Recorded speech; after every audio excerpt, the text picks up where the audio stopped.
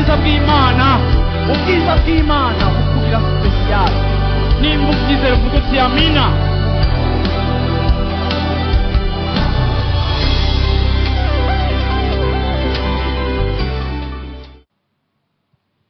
Haleluya. Haleluya. Amina.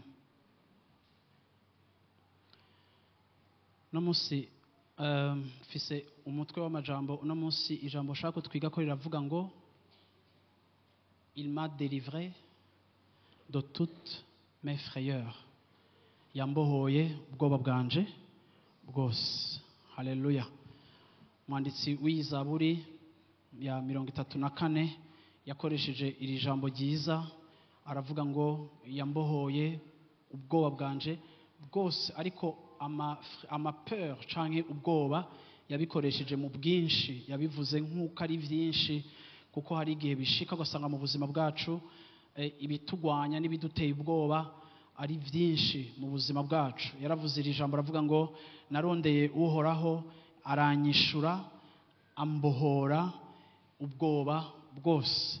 Iyo turondera uhoraho, iyo twegera Imana, kimwe mu bikorwa Imana ikora, Imana iratubohora ubwoba bwose buri mu buzima bwacu, ibiduteye ubwoba, ibiduhagaritse umutima, ibidutera kumva umutekano muke mu buzima bwacu, uhoraho abidutabara vyose. Ndashaka guhera ku murongo uri muri Timoteyo wa kabiri igice ca mbere ku murongo w'indwi. Timoteyo wa kabiri igice ca mbere ku murongo w'indwi.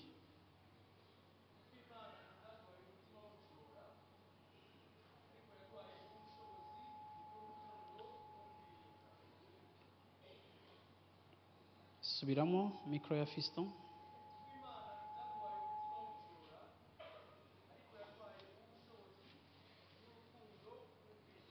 Kuko Imana itaduhaye umutima w'ubujora, ariko yaduhaye umutima w'ubushobozi n'urukundo no kwirinda. Haleluya. Kuko Imana itaduhaye impwemu y'ubwoba, kuko Imana itaduhaye esprit ya timidite. Kimwe mu bintu uno munsi nshaka kuvuga, ndashaka kuvuga ngo igihe dukijijwe tugomba gutahura yuko igihe twakizwa twavyawe na mpwemu yera, kandi ijambo ry'Imana rivuga ko mpwemu yera aba muri twebwe, turi ingoro za mpwemu yera. So kimwe mu bintu mpwemu yera ari yakora guhera muri Bibiliya, iyo twagenda turasoma tugenda tubona yuko mpwemu yera igihe yaza ku bantu baba ari abanyantege nke canke akaza ku bantu bari faible, bamwe bagizwa abami abandi bagirwa bavugishwa, ariko bari abantu basanzwe babayabaye, abo no kwita abantu ordinaire, ariko bamaze gusukwa ko na mpwemu yera mu buzima bwabo, bagiye bakora ibikorwa bikomeye birengeye ivyo bari bibaza ko bashobora gukora, kuko mpwemu yera mu buzima bwacu aza aduha ubushobozi, kandi aduha na gwa rukundo rudushoboza gukora ico cyose Imana iriko iratubarira. Ariko kimwe mu bintu bigize Saint Esprit canke imwe muri caractéristique za mpwemu yera canke mu karangamutima ka mpwemu yera, nuko mpwemu yera mu buzima bwacu kimwe mu bintu adaproduiza muri twebwe, nta produiza ubwoba, ntazana ubwoba. N'igihe muri Ancien Testament tugenda tubona bene abo bantu bari bafise uko bibona, gihe cyose Imana yabagendera bacika abantu bafise ubushizi bw'amanga. No mu gihe c'isezerano rishasha muribuka abantu nka Petero bari barahakanye Yesu bakamwihakana kuko bari en face y'urupfu. Muribuka yuko bamaze kumanukirwa na mpwemu yera, Bibiliya ivuga ngo bavuze ubutumwa bwiza n'ubushizi bw'amanga. Ils annonçaient la parole avec ferveur canke avec ntumbaze n'ibintu bitandukanye. Ariko tubona abantu baba ari abantu basanzwe bari mu kugwanywa no mu kwicwa no mu gufungwa no mu gukubitwa, ariko igihe mpwemu yaraza mu buzima bwabo, kimwe mu bintu vya mbere yakoze yabamaze ubwoba. Rero mu buzima bwacu n'igihe tubona muri Actes des Apôtres muri chapitre 4 abigishwa basenga, sinza kuhasoma, ariko gihe bariko barahamwa mpwemu yera akabamanukira, ikintu yabahaye ngo yabahaye ubushizi bw'amanga, yaranyiganyije inzu, ariko kandi ngo abaha ubushizi bw'amanga ngo bashishikara kuvuga ubutumwa bwiza. Ni ukuvuga ngo mpwemu yera kimwe mu bikorwa akora mu buzima bwacu, adukuramwo ubwoba bw'ubuzima, ubwoba ubwo ari bwo bwose. Bwana asifiwe sana. Yesu ashimwe. Yesu ashimwe. Haleluya. Twese turafise urugezo kanaka rw'ubwoba dushobora kugira turi muri situation kanaka itaduhaye umutekano canke itaduhumurije tukagira ubwoba. Ubwoba burashobora kudutuma hari ibintu dukora kugira ngo dushobore kwikiza ikije kiduteye ubwoba. Ndashaka kuvuga no munsi muri kino gitondo ngo ubwoba ni imwe mu motivation canke ubwoba ni kimwe mu bintu bituma abantu bagira ico bakora. Hari umuntu uzobona mu buzima bwiwe akunda amashuri kandi akunda kwiga cyane, ukibaza ko ari curiosité intellectuelle afise, ariko rimwe na rimwe ugasanga ariko asunikwa kwiga n'ubwoba, kuko azi yuko canke yumvise yuko umuntu yize hari ibibazo atashobora guhura navyo canke atagize gute. Urashobora kubona umuntu azi kwirukanka no kurondera amafaranga ukamwita umukerebutse, ariko wagenda kumushira ku munzani ukamushira kuri scanner spirituel, warabika imutuma yirukanka kurondera amafaranga, ugasanga ubwoba ni motivation. No munsi ndashaka kuvuga ngo uyu mwanditsi yaravuze ngo narasenze uhora haranyishura kandi uhoraho ankiza ubwoba bwanje bwose. Ndashaka kuvuga ngo ubwoba nta na rimwe ikwiye kuba impamvu igutuma ukora ico ukora, kuko rimwe na rimwe iyo ubwoba ari bwinshi mu buzima bwawe ku rugezo nshaka kuvuga rwaho rutuma utakaza control cyangwa ukifata ukutariko kuko wifuza kurondera inyishu, ico gihe ubwoba bucika ikintu kibi, naho ubwoba ari ikintu novuga kiri naturel. Nta na rimwe tuzokira ubwoba 100% ku buryo wumva atabwufise, kuko ubaye empty cyangwa ubaye vide de peur, wojabuka ikamyo iri kirarengana, woparamira indege igiye ataviza ufise. Nukuvuga ngo ubwoba ni kimwe mu bintu bidutuma muri instinct yacu ya survie tumenya ico dukora n'ico tudakora, dufata prudence nimba turaba electricien turiko turinstalla ibintu kuko tuzi ko dushobora gufatwa. Nukuvuga ngo ubwoba iyo bufise akadoze gato nta kibi cabwo, kuko budufasha kugira gute kujija ama situation tukamenya ico twokora n'ico tutakora. Ariko je ivyo ndiko ndavuga no munsi muri kino gitondo, sako kadoze ka 1/10 canke ako kadoze ka 2/10, ndiko mvugisha no munsi abantu bafise ubwoba buri kuri 8 n'abafise ubwoba buri kuri 9, kuko iyo bigize urugezo ruri hejuru cane biba byamaze gucika ikindi kibazo ku buzima bwawe, kandi bugashobora kukubera intambamye yo kwavansa canke yo gushika ku vy'Imana ishaka kugushikanako, kuko Satani azokwama akoresha ubwoba kugira ngo agushire mu makosa canke agutware kubaho ubuzima butari bwo, kuko ubwoba bukubwira ngo biraheze, karabaye, birapfuye, biragize gute. Ugasanga kenshi Satani aza gukoresha ubwo bwoba kugira ngo agutere kwifata ukutariko. Kwacu usanga rero iyo ugendera mu bwoba, usanga n'abantu bakwegereye canke n'abantu bari hafi yawe barasubisa canke baraba affecté n'ubwo bwoba ugendana, ku buryo uzoza gusanga mu karere kawe canke mu bakwegereye igihe cyose ubashira mu ruhagarara, yaba abana bawe, yaba umugore wawe canke umugabo wawe, kuko uza kwisanga mu buzima bwawe hari ahantu iki kintu caramaze kukonona kiraba kibi. Ndashaka kuvuga ngo igihe cyose ubwoba buriko buragusunikira gukora ikintu, ubwoba kenshi bubi budusunikira gukora ikintu kidahesha Imana icubahiro. Bwana asifiwe sana. Yesu ashimwe cyane. Yesu ashimwe cyane. Usomye inkuru yo muri Yohana igice ca 11 guhera ku murongo wa 3, turagenda turasimba imirongo imwe imwe, duhere ku murongo wa mbere ku murongo wa 3, wa 4, wa 5 gushika ku 9 canke gushika ku 11 canke gushika ku 13 na 14 na 15, turaza gusimbira kuri 17 na 21. Bashiki biwe batuma kuri Yesu bati, mugenzi wa wundi ukunda aragwaye. Yesu avyumvise aravuga ati, iyo ndwara si yo kumwica, ariko niyo gushimagirisha Imana, kugira ngo n'umwana w'Imana imushimagirishe. Kandi Yesu yarakunda Marita na mwene nyina na Lazaro, nuko yumvise ko agwaye asibiraho aho hantu yaramaze iminsi 2. Hanyuma y'ivyo abwira abigishwa biwe ati, dusubire Yudaya. Abigishwa baramubwira bati, mwigisha, abayuda baheruka gushaka kugutera amabuye, none usubireyo? Yesu arabishura ati, none isaha z'umurango si 12.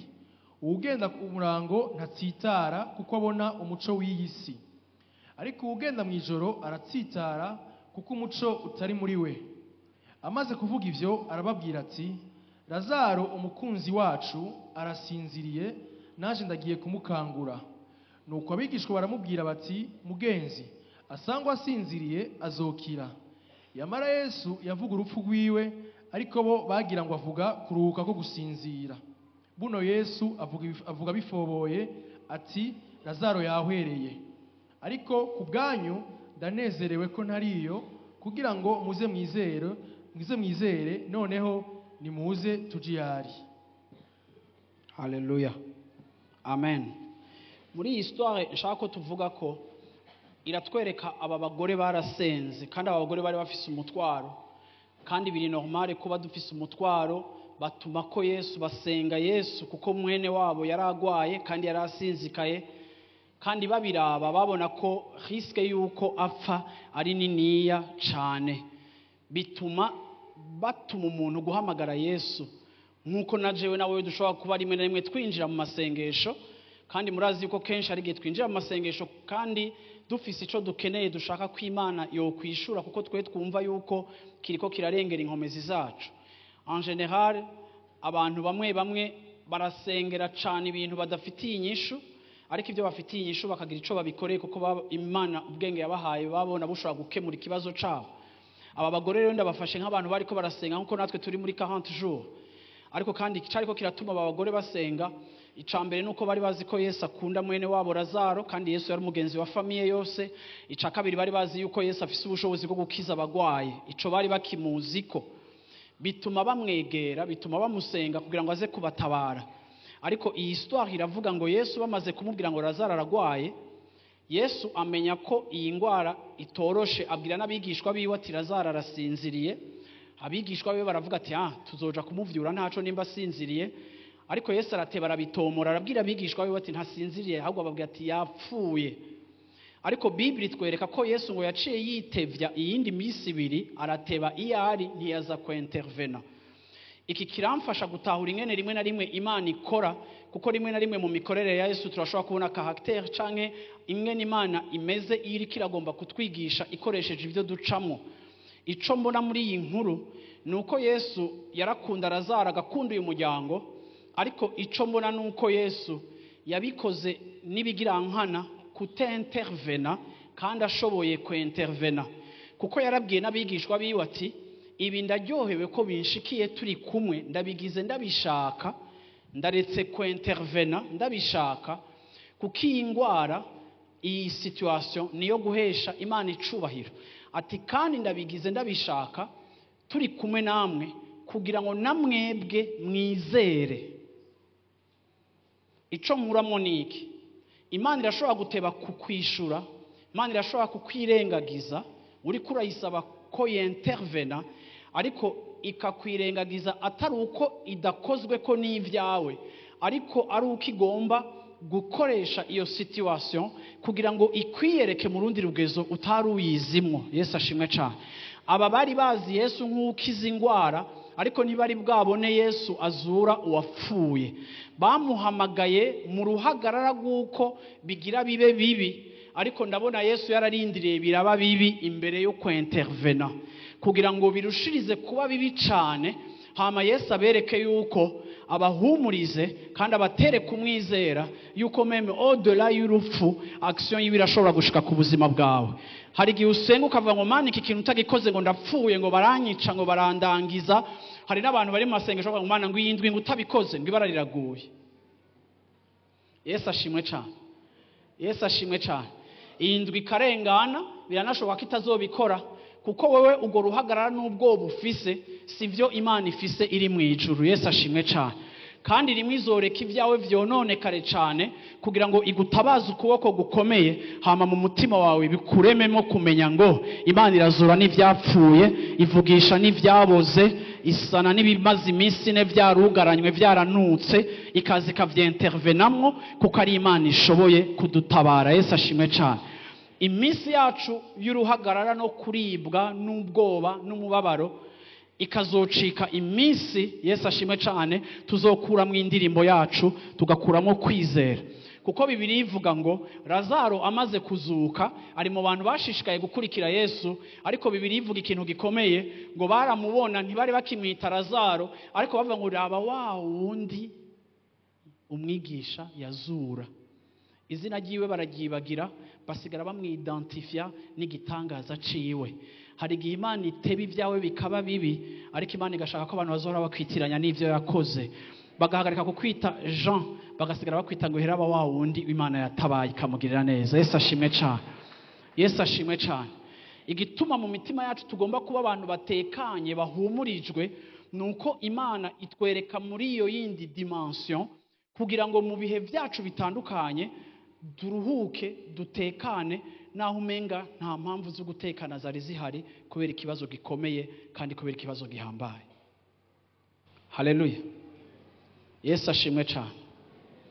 Yesu ashimwe. Haleluya. Bwana asifiwe sana. Ni bande bafise ubwo buno munsi? Yesu ashimwe cyane. Amen. Ndashaka kuvuga gato ku bwoba buhari, ubw'Imana igomba kutubohora. Vuga uti ubwoba ni bubi. Hariho abantu benshi muhora mubona bafise ingeso mbi, mukanabacira n'imanza kuko ingeso mubona bafise, ariko bamwe ugasanga izo ngeso bazibonyemo umutekano wabo. Mu gihe ubuzima bwabo bwuzuye ubwoba, bakibaza yuko nta yindi possibility bafise yo gusohoka mu kibateye ubwoba atari mu kwigenza nabi. No munsi muri kino gitondo ndashaka vraiment Imana ibohore abantu bayo, Imana ibohore ishengero ryayo. Yesu ashimwe cyane. Yesu ashimwe cyane. Biranshikira mu buzima nkaca mu bihe vy'ubwoba, biranshikira mu buzima nkaca mu bihe bigoye. No munsi nibutse igihe kiri hano, nagiye ndavuga ngo nimuduhe iyi parcelle tuyigure, nkavuga ntituzoyigura, nimuduhe iminsi, bakampa 3 semaines. Muri izo 3 semaines nkaba nanje ntafise aho mpera, kandi narakivuze canke ntaco mwibuka, ariko byari bigoye yuko twanonsa muri eglise ngo tugira tugura iki kibanza. Kuko iyo twari kubivuga, bamwe mu bantu bariko barashaka kucerekwa ngo bakigure bari bamaze no kuza kuvizita. Sinzokwibagira umuntu yagomba kuhashira igituro c'amabisi yiwe, karuwoshe y'amabisi yiwe aha hantu. Hama ukiyumvira muri 3 semaines ngene wo mobiliza amafaranga, bariko barakubwira amafaranga miliyoni 600, ukimva ngene wo zimobiliza muri 1 semaine, muri 3 semaines utabwira ishengero. Siko turi muri covid, utonavuga ngo basereka ngende gutabaza abagenzi bo hanze, vuga nti muduterere mudufashe, ibibuga by'indege birugaye, isi yose irugaye, amashengero ntakorana. Uravyumva? Namwebwe ntidufise dura yo kubibabwira kuko ntihagira abadutanga bumvise ayo mafaranga ingene. Uravyumva? Bamwe kumbure yoroshe kuronka, muko muravuga abantu b'Imana. Izo 3 semaines zabaye 3 semaines numva ko mu buzima bw'ibanje sinzi ko bizonyorohera kuzibagira, kuko narumva yuko chaque matin mvyuka niyumvira solution iri hehe. Naho hari abantu bake twafashanyije gutora ama solution no kwimvira formule y'ico twokora, ariko ndibuka yuko ico gihe byarashika nkumva umenga itiro ryanje riraheze hagati mu ijoro, nkaca nibukira ijambo ryo muri Timote nkavuga nti twahawe impwemu y'ubwoba. Nkasubira kandi nkasinzira nkabwira Satani nti jewe ntushobora kumfatira mu bwoba, hajya Imana irahaduha canke irahatwima, ariko ishatse kuhaduhira haduha. Rero itiro ryanje n'umugisha Imana yampezagiye, ndi mu bantu Imana yahaye itiro. Yesu ashimwe cyane. Ngomba gusinzira, nta projet nimwe. N'ubu tuzokuba ku rusengero rw'amamiliyari, ngerageje kuvyiyumvira mwebwe nkaraba n'amavisage yanyu. Hari igihe ubwanwa bupfuka umunwa, ariko sinshobora kwemerera Satani ko anteza ubwoba ngo ambwire ngo basi ngo bigabanye ngo ni mubigire bito. Oyaye, Imana yacu Yesu ashimwe cyane narayisenze kandi yarangijije ubwoba bwanje bwose. Nico gituma ugomba kumenya ngo Imana igomba kutubohora, kuko ikituma kenshi ubuzima bwacu bugira ubwoba ni kuri information nkeya dufise kuvyo twe dushobora, ariko tukibagira information nyinshi Imana ifise kuvyo yo ishobora. Yesu ashimwe cyane. Yesu ashimwe cyane. Yesu ashimwe cyane. Kugeza lundi umunsi wa nyuma campagne electorale itegeza gutangura le 20 mars canke nimba yari le 20 avril ndibuka yuko gushika lundi gushika kwa mbere nta solution nari mfise nari nsigaje combien twari dusigaje 4 jours kugira ngo igihe twe tuhawe gihere bahe abandi bafisa yihuta ariko ivyo naho byari bimeze gutyo iyo lundi nyene niho lundi nari n'insiste yo somene Joel agenda gusinya contrat de vente n'aba propriétaire aja kugira contrat de vente kugira ngo tugire contrat de vente atana un franc d'office uwo munsi nyene Joel yagiye gusinya contrat de vente lundi après-midi niyo munsi nyene nanje nari nicaye n'umuntu ari karambwira ati ikibazo kirakemuwe reka tugende tuvugane n'aba bantu sivyo none abantu b'Imana iyo nza konda kubera parcelle nkateka umutwe nkawushusha bakawushirako n'ifiriti zigasha canke ibiharage eske mu mutwe wanje hari solution yari ihari none kubera iki usarishwa n'ivyo utazi kandi mu bubiko bw'Imana hariho option nyinshi utazi zishobora gutuma Imana iseruka wowe ikagutabara ikakugirira neza Yesu ashimwe cyane igituma umuntu w'Imana yakijijwe mu bisanzwe dakakwiye kuba umuntu w'ubwoba nuko vyukuri ubwoba ni igikoresho ca Satani kiho kiratuma abantu bagwara imitima abandi bagwara ama hypertension abandi binjira mu ma stress ateye ubwoba bakabuja mu ma stroke abandi bakagira ama AVC ukura vyumva nibiki kubera kwiyumvira ku bintu wodashobora gutorera inyishu mu gihe inyishu zose ziri mu Mana nukuvuga ngo iki guteye ubwoba kirusha inkomezi ico wizeye iyo ubwoba bw'ikiriko kiragushikira ari bwinshi kurusha urugezo rwawe gukumenya umutabazi wawe ico kigutera ubwoba kizokwama gifise raison yo kugufeza bouger uko utumva nuko udashaka Yesu ashimwe cyane why kuko ubwoba ni forme ya foi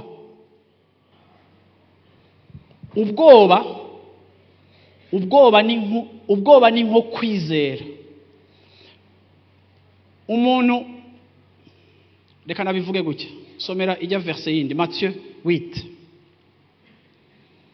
gira umucane Imana gukiza ubwoba vraiment Yesu ashimwe cyane Alléluia Matthieu chapitre 8 je pense yego verset 5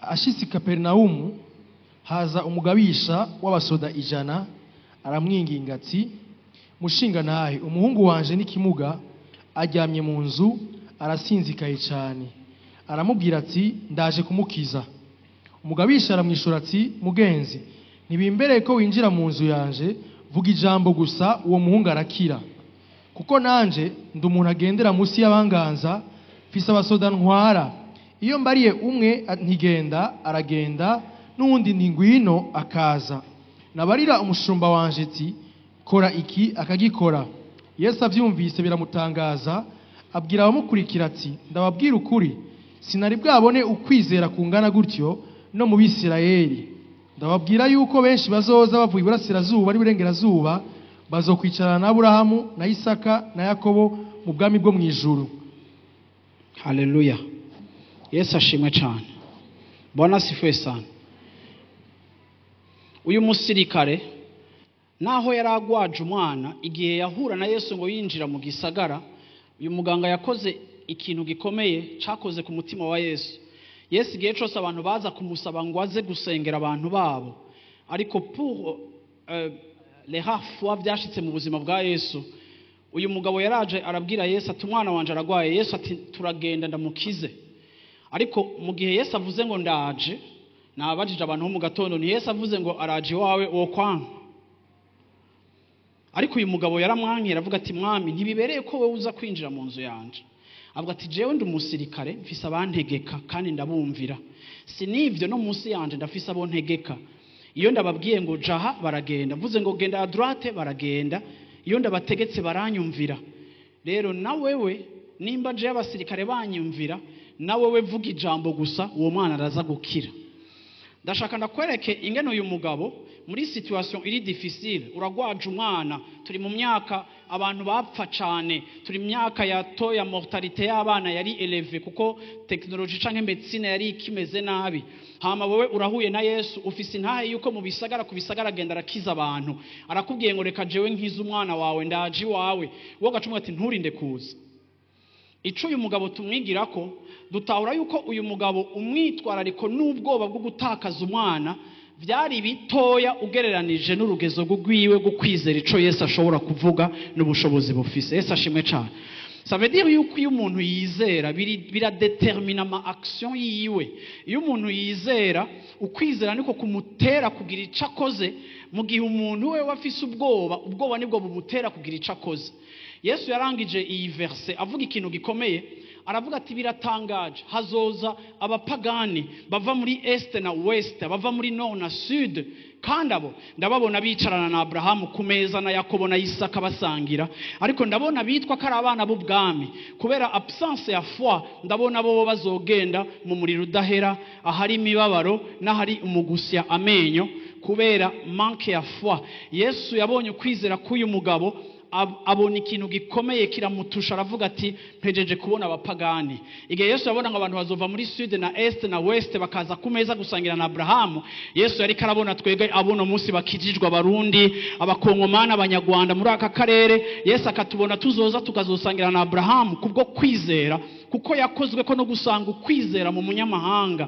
Yesu yari afise uko amenyereye kubikora, ariko uyu mugabo yatumye abikora ukundi adasanzwe amenyereye kubikora. Bwana sifiwe sana. Ndashaka kuvuga ngo igihe cyose umuntu afise ukwizera nico kintu conyene kihamplasa ubushobozi bw'ubwoba. Haleluya. Kandi nagiye mbona hari abantu niyo uri kuraho ijambo ryo kwizera bakubwira ngo reka sha pasteur, wewe ivyo wovyishinga, reka sha wowe baza ngo ibintu biragenda uko nuko. Oya, vraiment Imana izombabarira nta kundi, igafe ndayikora, kuko biragoye kubwira umuntu ngo ahebe inzira abonamwe inyishu igihe atakwizera afise mu buzima bwiwe. Ndashaka kukubwira ngo ugomba kwidentifya ibintu byose ubayeho muri ubu buzima, ariko ugasanga uri kubikoreshwa n'ubwoba. Ibintu byose mbega wibona ko ugasanga ubwoba nibwo bugutera gukora iki, ndagomba kuvuga ngo hakwiye kuvaho impamvu mbi zidutera gukora ibintu, tugakoreshwa ibintu n'impamvu nziza. Yesu ashimwe cyane. Haleluya. Amina. Amen. Yesu ashimwe cyane. Icambere ngomba kuvuga ko kubijanye n'ubwoba, ndashaka kuvuga ko ikintu cyitwa traumatisme ya passé. Siko ubwoba bw'ivyagushikiye muri kahise, ibintu waciyemo bigoye biremereye, amasanganya wagize, ibyo wagiriwemo nabi, ibintu byabateye ubwoba byashitse mu buzima bwanyu, mu nzu yanyu canke aho uba. Ibyo birashobora kuzana ubwoba muri wewe, nico no kwita angoisse mu buzima bwawe. Yesu ashimwe cyane. Hari igihe usanga umuntu mu buzima wakuriye waragize ibihe bikomeye. Ndashaka kubibwira, narabibonye turiko turafasha abantu muri iki kintu cyo kubohoka. Hariho abantu nagiye mbona usanga mu buzima bwiwe nimba warasubishije violence, tufate ukabura umwana muto w'umuhungu canke w'umukobwa ugasanga umuntu yaragufashe ku nguvu sexuellement akakwabuza, umuonkre canke inshuti yo mu muryango, ugasanga bene abo bantu kubera traumatisme yabaye igihe ico kintu cabaye, yabayeho ari umuntu afise ubwoba budasanzwe b'ikintu citwa imigenderanire mpuzabitsina, kugeza naho usanga iyo muntu atabohotse kuko ico kintu camuhahamuye kikazana ihahamuka muri we. Niyagize mariage ugasanga ari karagira difficulté yo kurangura amabanga yabubakanye, ugatanga kubona na mariage yiwe iri kirasufra, kandi ugasanga ni ikintu camubayeko, ariko kuko yumva ari ikintu adashobora no kuvuga, adashobora no gupartager, adashobora no kwigwira n'uwo bubakanye ko camushikiye, akabaho agitekeye, ariko kikamudetruiza ku rugezo nubwo camudetruje ari umwana w'imyaka 3 canke 2 canke 4, ukabona kiko kiramukurikirana a 29 ans yinjiye muri mariage yiwe kuko atigeze abohoka mu buzima bwiwe. Ndashaka kuvuga ngo hari ubwoba tugendana kubera ibintu byatubayeko, hariho abantu usanga iwanyu mwariciwe, hariho abantu usanga hari ibibazo byashika, mwagira ijoro ribi, ugasanga mu ijoro niho abavyeyi bawe bagwana, ugasanga uri umuntu wanka ijoro canke utinya ijoro kubera ivyaribayemwo, hama wanakuru ukaza kwisanga uri muri ba bantu n'ijoro ryawe ritegezwa kuba ryakije amatara, umwanya wose uryama wakije amatara, ibintu byose amatara aba yakije, aho uri hose, aho wabaye muri internet, aho wagize guta amatara ntazima. Uravyumva, nta n'ikintu na kimwe wokora amatara atakije, uri umuntu aba perturbé na obscurité, n'akantu gato kibarabara kukujabuka ahantu hirabura ntushobora kuhaca, ugasanga uri umuntu wacitse umuprisonnier canke prisonnière w'ikintu cagushikiye kikaguhahamura. Ikindi kintu nabonye usanga gihahamura abantu, kandi nabonye umenga gicika vraiment hafi nk'umwuka canke impwemu vraiment, ni pauvreté. Yesu ashimwe cyane. Bwira umwicanyi uti ubukene burahahamura.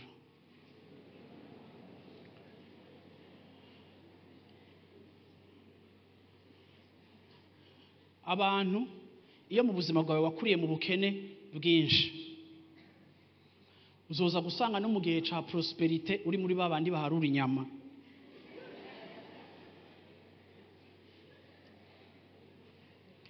Kuko naho ufise ubwoko bwose bw'inyama, uracahahamuwe nuko umunsi umwe watanguye kurya inyama ufise 12 ans. Ndamaze kubona abantu barondeye amafaranga ariko akayarondera cyane kuko atayo yigeze aronka, yakuriye mu bukene, yamara no mu kuyaronka bikanka ko ayajya. Iyo agiye kurotira, urabyumva, yagiye kurotira muri banke agenda ashavuye. Nimba ari umunsi wa mbere mubi afise n'umunsi wa retrait, nimba ari experience ya mbere mbi afise ni experience ya retrait, ahasinya sheke kandi amahera akaba yafise, ariko ugasanga plaisir yiwe niyo kuyabona arundanye, ariko kandi akumva adashaka no kuyagenderamo, ku buryo naho wo mwiba igikwashu yo kugira ibrochette akakujya akaguheza, kuko arakubwira ngo je ntunkinishe ntuzaho navuye.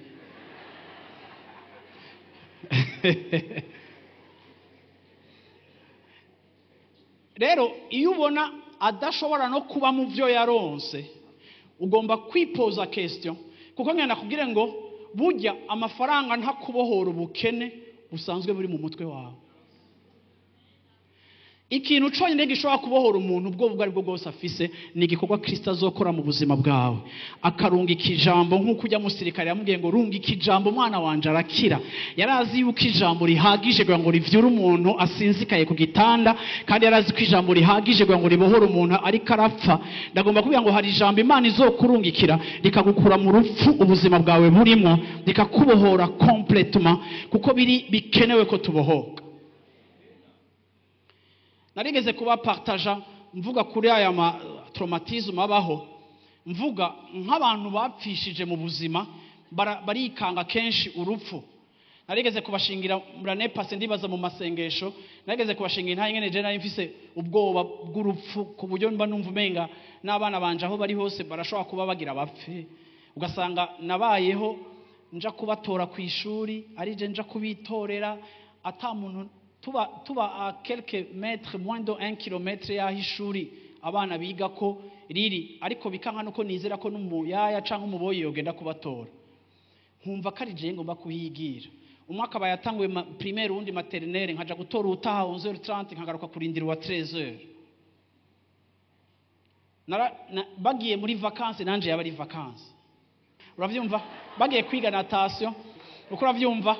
Bagiye kwiga koga, nagomba kuhibera nuko numva umenga naho umuntu wese yoja kubafasha kwiga koga bo kwibira ifoko mba ndahari. Ico kintu kiraboha ubuzima bwanje kandi atawenda kibwira, ariko nkumva umenga umutekano wabo ni muke, ntegerezwa kumetriza ikintu cyose. Umunsi umwe Imana iranganiriza kuri iki kintu, irambwira ati uraboshwe n'impwemu y'urupfu. Je napfishije abavyeyi nkiri muto, kandi abantu b'imfuvye canke abantu mwapfishije usanga kenshi mufise ubwoba bw'urupfu, mukikanga ko hari umuntu wanyu yobagira apfe. Nari umuntu facilement yikanga urupfu, nashobora kuba njyamye mu ijoro nkumva umenga hari ikintu kiguye ku nzu, kandi nkumva ko ico kintu kiguye aho baryamye, kandi nkumva yuko cabaguyeko. Defa nkaca mvyuka nkaraba nkagira gute, So ikintu nabonye, iyo ufise ikintu kikuboshe c'ubwoba, satani aragikorerako kandi anaguceza akabumbu ka tenisi vraiment. Aragukina, arakubwira gute kuko arazi ko agufise, afise umutahe wiwe muri wewe. Nico gituma vy'ukuri ubwoba n'umucafu n'umukoshe, kuko wumva kumenga wewe ujejwe kwitabara no mu masituation utokwitabara. Kugeza umunsi Imana yanganirije kuri iki kintu, Imana ikinganirije kirambwira ko mboshwe n'ubwoba. Vy'ukuri jewe ikintu kihora kimotiva guhinduka, je ndankakumva ko ikintu kimboshe vraiment.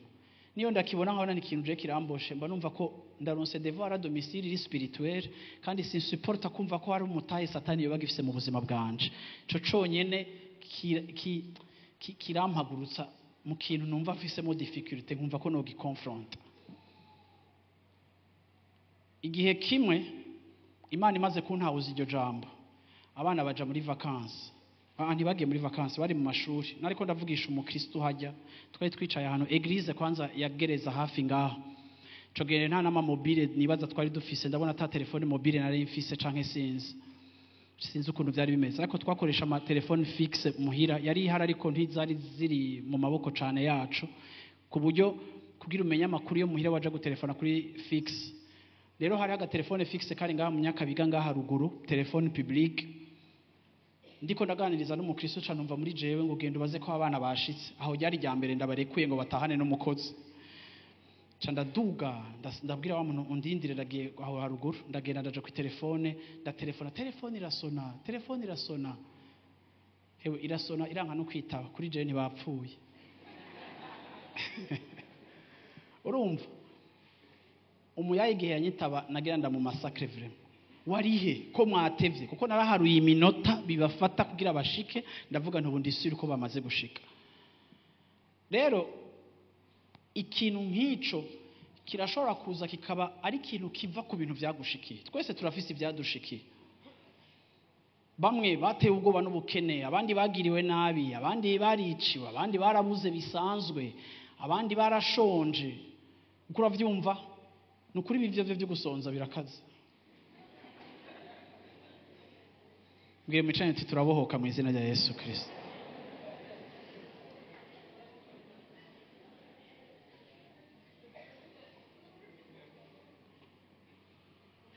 Ibi biri no mu bintu bituma abantu bibagora gutangira Imana, kuko agafaranga baronse bumva umenga njo la vie éternelle, kugira karekure mu giseke yumva umenga heje gukora suicide collectif y'umuryango wose. Ukura vyumva kandi nico gituma Imana nayo itugeragezesha mu kuyitanga ni mu ntangire.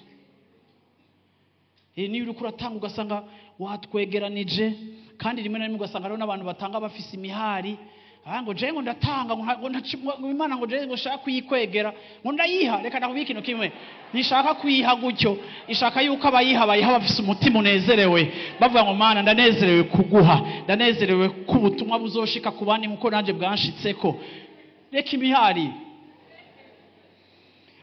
ngo nibaje ngo nukundaba ngo igihe ngo naramaze ngwindwi ngo ngwaye ngo nibaza kundaba ngo ningene ntanga. None wowe watanga ngo tuze kukuraba, urapfa umuyagumana. Ntidutanga kugira ngo abantu bagire ico badukoreye, dutanga kuko Imana ariyo iba yaduhaye tukayiha. So iyo dufise ubwoba bw'ubuzima, kenshi uzosanga amafaranga yacu ari ikintu gikomeye cyane. So nikihe kintu widentifia mu buzima bwawe ukavuga ati ikintu carampahamuye, caranteye ubwoba, carangiriye nabi, ndanse mu izina rya Yesu Kristo ko gisubira kugira gute. Yesu ashimwe cyane. Hariho n'abana baba mu miryango ba mama babo bakababwira ngo umwana yarambwiye ngo mama yaramubwiye ngo mtoto wangu, yabwiye umwana mukobwa mtoto wangu, babako mukene ni gute kweli, babako mtoto, babako ni maskini, munakoma baba yenu ni maskini, mulizalikiwa ni maskini, hautaolewa na maskini. Ugasanga kana gakuze kavuga ariko gasha wewe wogira karikiri ihe y'umuntu mwenye atakuoa, mbega kushobora kurongora atari maskini kandi kubera amanyama y'amafaranga yiwe akakuvanga n'abagore 100. Wopfuma wa maskini ufise amahoro hakuba miliyardere. Yesu ashimwe cyane. afise intundu n'agahinda urengana kwibara abantu bose bavuga kararenganye ngo nakajya n'akagore uko uravyumva. Reka nakubwire ngo hari igihe twihenda, kandi reka nakubwire ushobora kumurongora ari miliyarderi agahomba. Hari abantu bahomvye, abantu b'Imana. Ushobora no kumurongora ari maskini, Imana ikamutwengera umunsi umwe, umwaka umwe, Imana ikamuhindurira ubuzima, ugasigara mubona arenganye waramwanse kubera ivyo atarafise, ukumva wishwe no kwicuza. Ubwoba iminsi yose burafosa calcule yacu kandi bukatwendwiza muri erreur, kandi ubwoba butuma umuntu ataba vrai. Nta muntu afise ubwoba acika umunyakuri. Burya ubwoba n'ikinyoma birabana. Umuntu adafise uwo mutekano, uravyumva, kuko ivyo yabonye adashaka kandi gusubira kubona. Ni vyiza gusengera gutera imbere, ni vyiza kwanka ubukene kuko wabubonye, ariko ni wamara no kubwanka, ntubwanke ku rugezo rwaho byo gushaka guhindura situation yawe bikwinjiza mu yindi forme y'ubukene, kuko ushobora kuronka iki ariko ukabura kijya. Haleluya. Yesu ashimwe cyane. Yesu ashimwe cyane. Hariho urgence ko tugira gute ko tubohoka. Haleluya. Ikigira kabiri, ubundi bwo bugira kabiri nubwo abantu kwita menace pour la sécurité, umutekano muke, sivyo? Ico kenshi kiva ku bintu wewe wita ko biri dangereuse. Haleluya. Harimo gutinya kunanirwa, hariho gutinya ingwara, hariho gutinya ikintu utazi, hariho gutinya gutakaza ukunda. Yesu ashimwe cyane. Ibi byose ni ibintu bishira ahantu ubuzima bwawe wumva udafise umutekano, ukumva umenga wewe ntutekaniwe. Nabivuze kare mu gatondo, gihe cyose urikanga ikintu gishobora kugushikira, gihe cyose uragira gute. Hari n'abantu numvise ejo bundi umuntu yarambariye yumvise twavoyagije twese, arambwira ngo none ngo mwe murashobora kugendera mu ndege imwe umuryango wose, ngo none ngo mugira ikibashikira. Muramaze kumva abantu bameze gutya, bakubwira niyo muduze mu rubanza ngo we genda mu modoka ya Caraveri, ngo nawe ngo genda mu Anacredo, hama ngo mwigabure ngo nihagira igishika. Ariko bibaza ko nihagira igishika mugomba kugira rimwe, bibaza ko kitobasanga no mucumbi wanyu canke ku isahani yanyu mukajya mugapfa. Ibi byose ni ibintu usanga bitwara amahoro n'umunezero w'abantu, ariko ugasanga turafise ubwoba budasanzwe bw'ibintu bishobora kudushikira, ugasanga tubayeho turi mu ruhagarara. Ndashaka kuvuga ngo kenshi ubwoba budutwara amahoro yacu, bukadutwara umunezero wacu. Nico gituma kenshi ijambo ry'Imana ryagiye rivuga ku bintu bidasanzwe. Ndashaka gusoma imirongo mikeya ngenda imbere ahantu ngenda kuza guhereza. Muri Psalm 23 verset 4 haravuga ngo, naho noca no mu mwonga w'igitutu c'urupfu, nta kibi kizogira ico kingira, kuko uri kumwe nanje. Haleluya. Inkoni n'ubuhiri bwawe biranduhura.